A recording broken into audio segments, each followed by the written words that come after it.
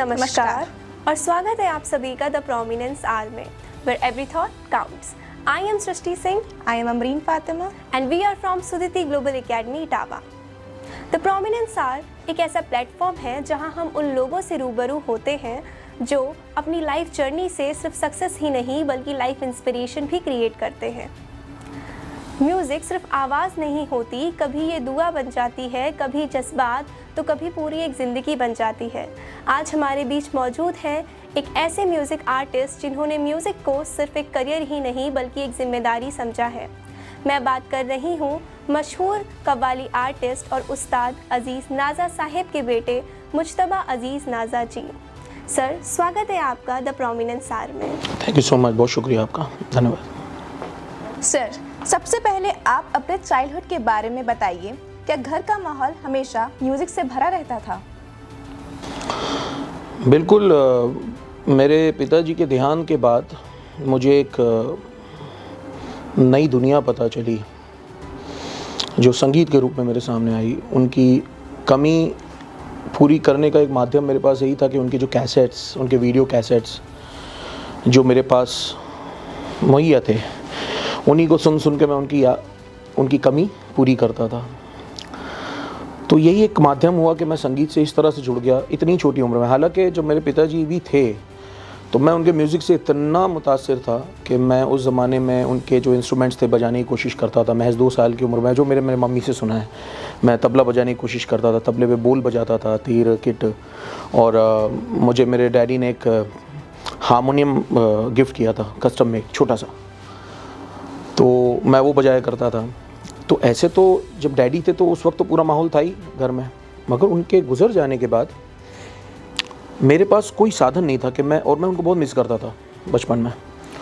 तो उनके cassettes, video cassettes मैं देखता था और सीखने की कोशिश करता था। फिर मेरा एक मोटो बन गया, मेरा यही एक लक्ष्य बन गया कि मुझे अपनी ज़िंदगी में कुछ बनना है तो सूफ़ी आर्टिस्ट बनना है, एक कंपोज़र बनना है, एक संगीतकार बनना है। और यही इधर से मेरी जर्नी शुरू हो गई। तो घर में मेरी जो मम्मी थी, तो मेरी मम्मी म्यूज़िक बहुत पसंद करती थी। तो चूँकि एक पिताजी के गुजर जाने के बाद एक सदमा था उनको, तो उससे बाहर आने के लिए उन्होंने भी इसका सहारा लिया। वो घर में संगीत सीखती थी, तो एक मेडिकेशन उनको एक तरीके से हो जाता था। तो हमारे घर में, अब आपको ये भी बताना चाहूँगा कि मेरी ननिहाल है कानपुर, जो यहाँ से काफ़ी करीब है आपके इटावा से। और मेरे पिताजी के देहांत के बाद कुछ ऐसे फैमिली, कुछ सिचुएशन की वजह से हमको यहाँ शिफ्ट होना पड़ा। और मेरी परवरिश बचपन की कानपुर में हुई है। तो जब मेरी मम्मी सीखती थी म्यूज़िक, अफजाल हुसैन खान साहब आते थे, रामपुर घराने के एक बहुत अच्छे गवैये थे, तो वो उनको सिखाने के लिए आते थे। मुझे आज भी याद है, राग भीम पलासी में उनको वो एक भजन सिखाया करते थे, जा जा रे अपने मंदिर वा जा जा रे। ये मैं 5 साल की उम्र में सीखता था। आज मुझे 23 साल के बाद भी मुझे वो याद है, आज भी इतने छोटी उम्र में, 33 साल के बाद भी मुझे याद है। तो घर में ये एक माहौल था और बचपन से ही मेरी मम्मी ने मुझे गाइड किया है किस तरह से म्यूज़िक बनाना चाहिए, शेर व शायरी, और किस तरह से उसे समझना है, ये मैंने मेरी मम्मी से ही सीखा है। तो ज़रूर एक माहौल था घर में मेरी मम्मी की वजह से और मेरे डैडी की वजह से, जिसने मुझे काफ़ी प्रोत्साहित किया। सर, अज़ीज़ नाज़ा साहब जैसे लेजेंडरी आर्टिस्ट के बेटे होना, ये आपके लिए इंस्पिरेशन था या प्रेशर? ये सवाल अक्सर लोग पूछते हैं और ये एक सबसे पहले तो मेरे लिए बहुत प्राउड है कि मैं प्राउड फील करता हूँ कि मैं उनका बेटा हूँ। और प्रेशर बहुत ज़्यादा रहता है जब मैं अपने परफॉर्मेंस के लिए जाता हूँ और कुछ ऐसे लोग भी मिलते हैं, कुछ सीनियर्स मिलते हैं कि हमने आपके पिताजी को सुना था, आज आपको सुनेंगे। तो फिर घबराहट होती है कि अच्छा, ये पिताजी को सुन के बैठे हैं, मुझे सुनेंगे। मगर ऊपर वाले की मेहरबानी है कि हमेशा ऊपर वाले ने बड़ी इज़्ज़त रखी, लाज रखी। जब मैं उतरता हूँ स्टेज से परफॉर्मेंस दे के, तो वो कहते हैं कि हाँ, आपके पिताजी की याद आपने दिला दी। तो ये मेरे लिए बहुत बड़ी बात होती है। सर, क्या आपको ऐसा महसूस हुआ कि लोग आपको सिर्फ अजीज़ नाज़ा के बेटे के नाम से पहचानते हैं?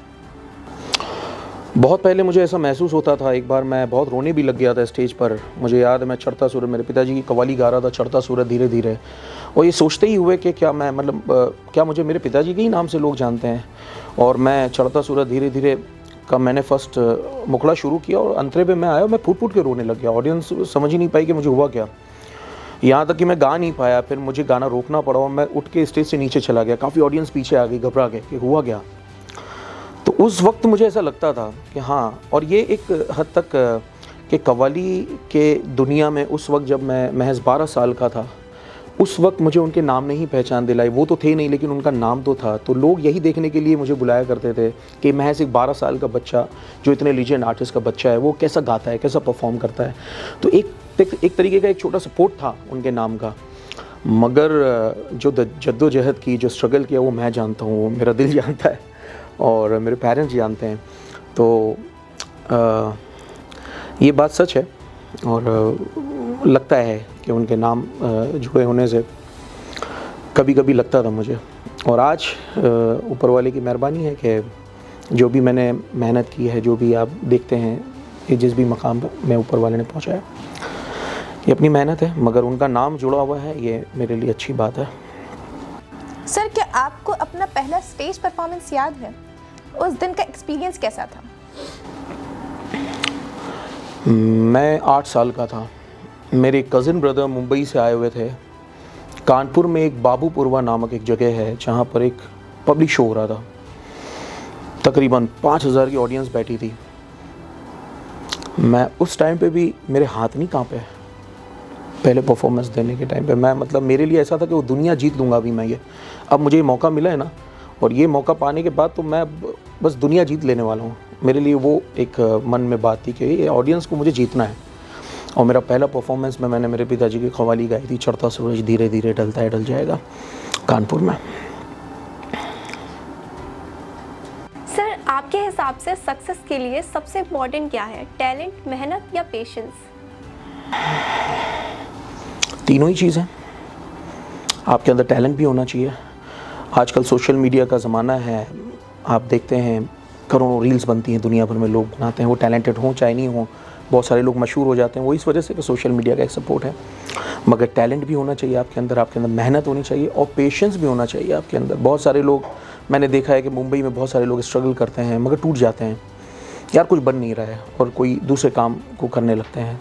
तो ये एक पेशेंस, आपने एक मंजिल की तरफ देखा है तो आपको उस मंजिल को जब तक आप पा ना लें तब तक आपको मेहनत करनी है, और आपका टैलेंट आपका इस पे साथ देता है। पेशेंस आपको रखना है और मेहनत करते जानी है, बेशक मेहनत करनी है आपको। सर, आजकल की जनरेशन जल्दी फेम चाहती है, तो आपके हिसाब से जल्दी सक्सेस बेटर है या फिर स्लो बट स्ट्रॉन्ग सक्सेस? जितनी जल्दी आपको सक्सेस मिलेगा उतनी ही जल्दी हो सकता है कि डाउनफॉल हो जाए। बट कैसा है कि जब आप मेहनत मशक्क़त करके जो सक्सेस को पाते हैं ना, वो आपके साथ देर तक रहती है, बशर्ते कि आप उसको उस तरह से संभालें। कई दफ़ा ऐसा होता है, देखा जाता है कि लोगों को थोड़ी सी सक्सेस मिलती है तो उनके लहजे बदल जाते हैं, उनका अंदाज़ बदल जाता है, बोलचाल बदल जाता है, लोग घमंड गुरूर करने लगते हैं। तो वो आप ना करें, लोगों से अच्छी तरह से पेश आएँ, उसको ये चीज़ समझें कि ये सक्सेस आपको उन्हीं लोगों की वजह से मिले जिनको आप घमंड गुरूर दिखा रहे हैं। क्योंकि हम तो अपने आप को ऑडियंस की प्रॉपर्टी समझते हैं, हम उनके लिए सब कुछ करते हैं, और वही है, यही ऑडियंस, ये आम जनता है जो हमको और किसी भी कलाकार को, चाहे वो एक्टर हों, आर्टिस्ट हों, सिंगर्स हों, वो हमें इस जगह पे पहुंचाती हैं। उनका प्यार, उनकी मोहब्बत है, तो हम उन्हीं से क्यों एटीट्यूड का हम पेश आए ना। तो बहुत सारी चीज़ें होती हैं, तो उस चीज़ों को संभालनी चाहिए। वो सारी चीज़ों को संभालेंगे आप तो लंबी रेस का घोड़ा बनेंगे। सर, आपने अपने फादर से लाइफ की सबसे बड़ी लर्निंग क्या ली? मैंने अपने फादर से, चूँकि मैं 5 साल का ही था, मगर मैं जितना भी उनके साथ रहा, जो उनको देखा, मैंने यही समझा कि आप स्टेज पर परफॉर्मेंस दे रहे हैं तो आप अपना 100 नहीं, अपना 1010% देने की कोशिश कीजिए। थोड़ी सी भी कोताही ना हो आपसे, कोई भी गलती ना हो, कोशिश यही करें स्टेज पर पूरी ईमानदारी के साथ, मेहनत के साथ आप उसको निभाने की कोशिश कीजिए। मैंने ये सबसे बड़ा सबक सीखा है। और अगर आपसे कुछ नहीं होता है तो आप जल्दी उसमें हाथ मत डालिए। कोई चीज़ अगर आपसे, चूँकि वो ख़राब हो जाए, उससे बेहतर है कि आप रुक जाइए कि भाई मैं अभी फ़िलहाल इसको करने के उसमें नहीं हूँ। अगर आप पूरा सीखे हुए हैं या अगर आप पता है कि मैं ये कर सकता हूँ तो ये आप करें। ये मैंने बहुत बड़ा सबक सीखा उनसे। सर, आपकी डेली लाइफ में रियाज का कितना इम्पोर्टेंस है? रियाज़ बेस है। रियाज़ उतना ही महत्वपूर्ण है जैसे कि हम रोज़ खाना खाते हैं, उसी तरीके से रियाज़ हमारे आवाज़ को मजबूत करता है, हमारे टैलेंट को और निखारता है। तो रियाज़ बहुत ज़रूरी, बहुत इंपॉर्टेंट है। जिस तरह से हम रोज़मर्रा के काम करते हैं उसी तरह से रियाज़ को जो कलाकार हैं उन्हें शामिल करना चाहिए अपने। सर, आपकी नज़र में एक ट्रू आर्टिस्ट कौन होता है? मेरी नज़र में ट्रू आर्टिस्ट वही है जो अपने फ़न को, अपने संगीत को इबादत की तरह समझे, इबादत की तरह करे। मेरी नज़र में वही है ट्रू आर्टिस्ट।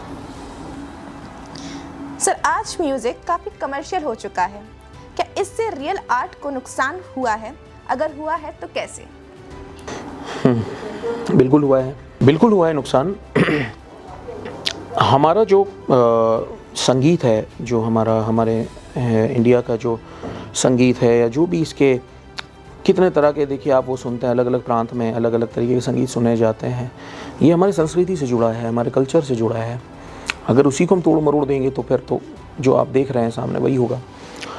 ये मैं गलत नहीं मानता हूँ कि उसमें तरह तरह के एक्सपेरिमेंट्स करना, जो कि बहुत सारे कलाकारों ने किए हैं, संगीतकारों ने किए हैं, और सूफ़ी में बहुत सारे लोगों ने, मेरे पिताजी ने खुद वेस्टर्न म्यूज़िक को, इसमें वेस्टर्न कल्चर को कव्वाली के साथ एक ज़माने पहले 60s में उन्होंने इस्तेमाल किया। मैं इसको बुरा नहीं समझता हूँ, मगर उसकी भी एक लिमिटेशंस है।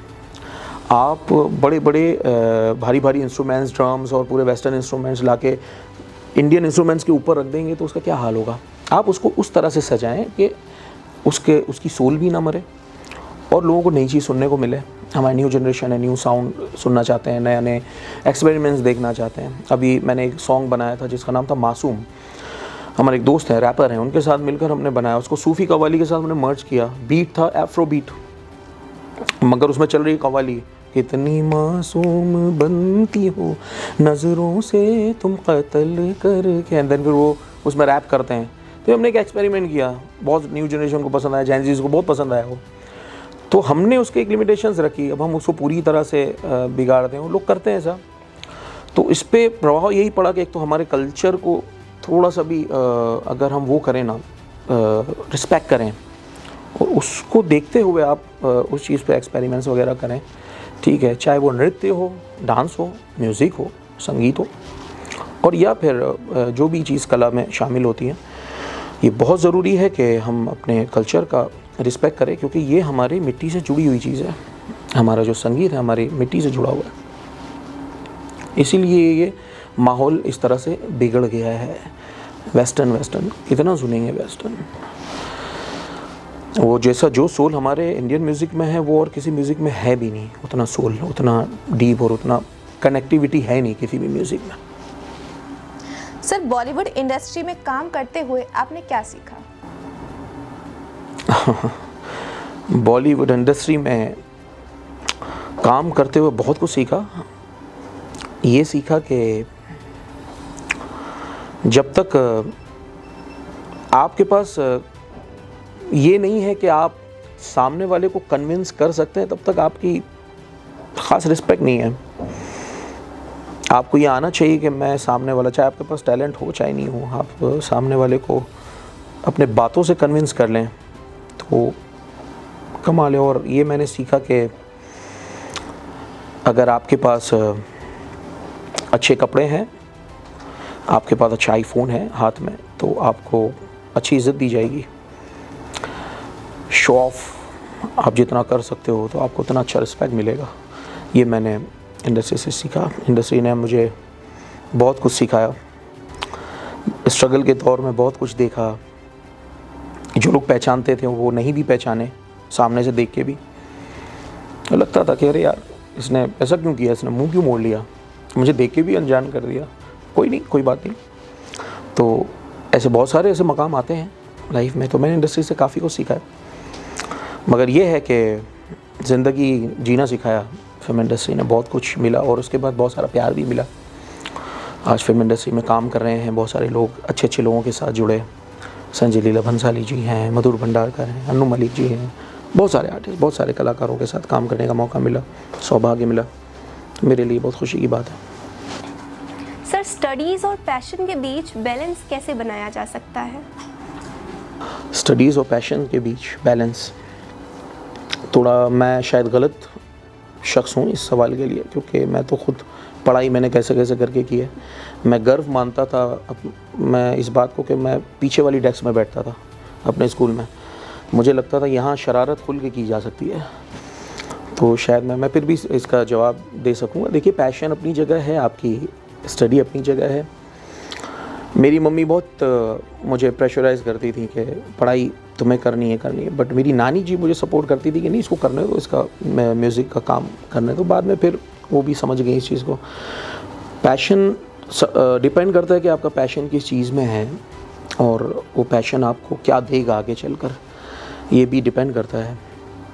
कोई पैशन आपका ऐसा हो कि जो आपकी ज़िंदगी के लिए आगे चलकर कुछ गलत बने या कुछ गलत सिचुएशंस खड़ी कर सकें, तो वैसा तो पैशन भी नहीं होना चाहिए। हाँ, पैशन स्पोर्ट्स का हो, म्यूज़िक का हो, तो उसको वक्त देना चाहिए आपको, साथ साथ में पढ़ाई भी करना चाहिए, वो भी बहुत महत्वपूर्ण है। मगर जो ज़िंदगी की पढ़ाई होती है, जो मैंने पढ़ी है असल में, उसका कोई तोड़ नहीं है। सर, क्या आप अपनी लाइफ का कोई रियल इंसिडेंट हमारे साथ शेयर करना चाहेंगे जो स्टूडेंट्स को मोटिवेट करे? ओके, बिल्कुल। मैं एक इंसिडेंट आपको बताता हूँ।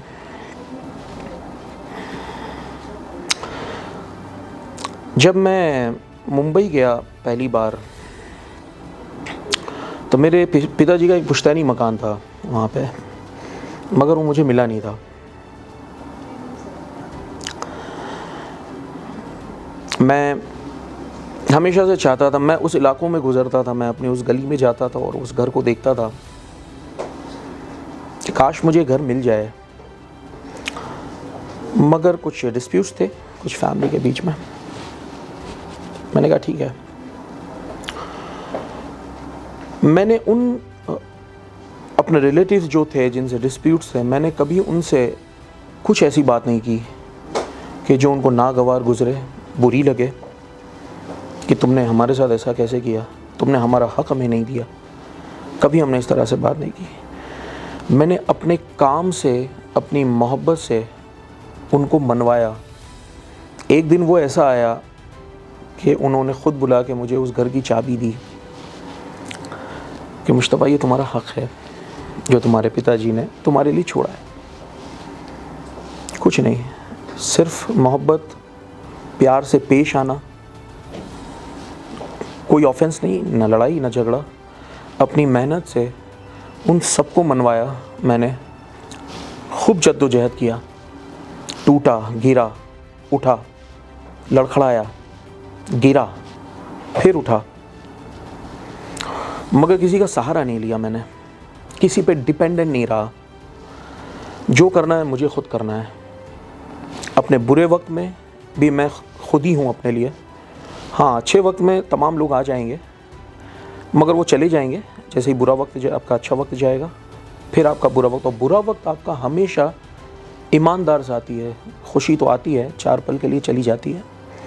फूलों से दिल लगाओ कि ताउम्र साथ दे, कांटों से दिल लगाओ कि ताउम्र साथ दे, कांटों से दिल लगाओ कि ताउम्र साथ दे। फूलों का क्या है, सांस की गर्मी ना सह सके। फूल तो क्या होते हैं, आप अपने पास खूबसूरत फूल को रखें, मुरझा जाएंगे, कांटे कभी नहीं मुरझाते। तो ये एक मेरी ज़िंदगी का एक बहुत बड़ा वो रहा है कि मेरी ज़िंदगी के सफ़र में मैंने कभी किसी से इस तरह से वो नहीं किया कि हाँ, मैंने कभी गलत बात किसी की बर्दाश्त नहीं की।